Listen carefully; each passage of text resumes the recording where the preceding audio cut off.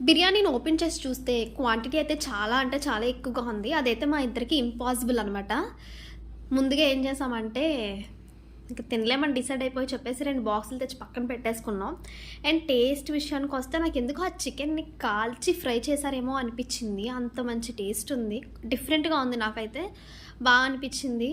ఇంకా Thums up biryani ఉంటే ఖచ్చితంగా ఉండాల్సింది థమ్స్ అప్ నాకైతే. గ్రేవీలైతే 4 రకాలు సారీ 2 రకాలవి 4 ప్యాకెట్లు ఇచ్చాడనమాట. ఫుల్ హాఫ్ తినేసాం. తినేసరికి చచ్చిపోయాం. ఇంకా కొన్ని పీసెస్ మిగిలిపోయినాయి. ఏం చేయాలిరా బాబు అని అనుకుని ఇదొకటి చూడండి తీసి ఎక్కడ పక్కన పెట్టుకున్నాము. పోన్లే నైట్ నేనైతే ఇంక డిన్నర్ కూడా కుక్ చేయాల్సిన అవసరం లేదు. ఇంకేం చేస్తాం ఇంకా పక్కన పెట్టుకున్నాం. అది చూడండి. ఇలా 2 బాక్సుల్లో అయితే మాకు బిర్యానీ చాలా మిగిలిపోయింది. కానీ ఇంత తినేసాం ఇద్దరం. అయినా సరే ఇంకా కొంచెం మిగిలిపోయింది.